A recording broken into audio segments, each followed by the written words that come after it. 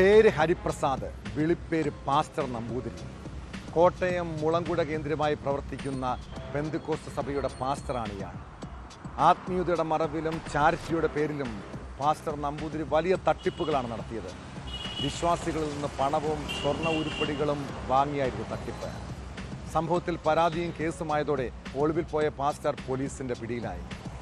കോട്ടയം കുറുമ്പനാടം സ്വദേശിനിയായ യുവതിയുമായി കഴിഞ്ഞ 8 മാസമായി വിവിധ സ്ഥലങ്ങളിൽ ഒളിവിൽ കഴിയുമ്പോഴാണ് തട്ടിപ്പുകാരനായ പാസ്റ്ററെ പോലീസ് പൊക്കിയത്.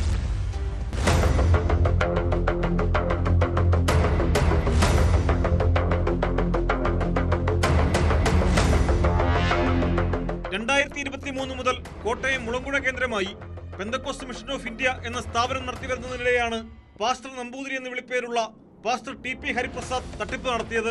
ഈ സ്ഥാപനത്തെ മുൻനിർത്തി ചാരിറ്റി മറയാക്കിയായിരുന്നു സാമ്പത്തിക തട്ടിപ്പ്.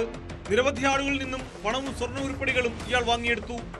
മണർകാട് സ്വദേശിനിയിൽ നിന്നും മാത്രം 45 ലക്ഷം രൂപയും സ്വർണ്ണാഭരണങ്ങളും ഇയാൾ തട്ടിയെടുത്തിരുന്നു. ബംഗളൂരുവിലും തമിഴ്നാട്ടിലുമടക്കം വിവിധയിടങ്ങളിലായി കഴിഞ്ഞ 8 മാസമായി ഒളിവിൽ കഴിയുകയായിരുന്നു പ്രതി. കുറുമ്പനാടം സ്വദേശിയായ യുവതിയുമായി ചേർന്നായിരുന്നു ഒളിവിൽ കഴിഞ്ഞിരുന്നത്. ഇതിനിടെ കൊല്ലത്തെ ഫ്ളാറ്റിൽ ഹരിപ്രസാദ് താമസിക്കുന്നുണ്ടെന്ന് വിവരം ലഭിച്ചതോടെ മണർകാട് പോലീസ് അവിടെ എത്തി അറസ്റ്റ് രേഖപ്പെടുത്തുകയായിരുന്നു.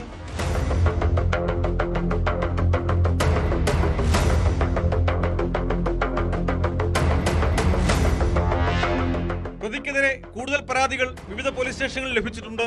കുമരകം പോലീസ് സ്റ്റേഷനിലും സമാനമായ തട്ടിപ്പിന് ഇയാളുടെ പേരിൽ കേസ് രജിസ്റ്റർ ചെയ്തിട്ടുണ്ട്.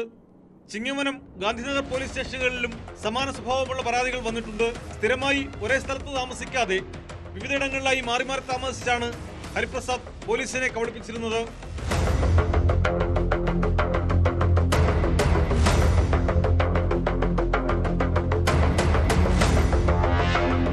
ന്യൂസ് 18 കോട്ടയം.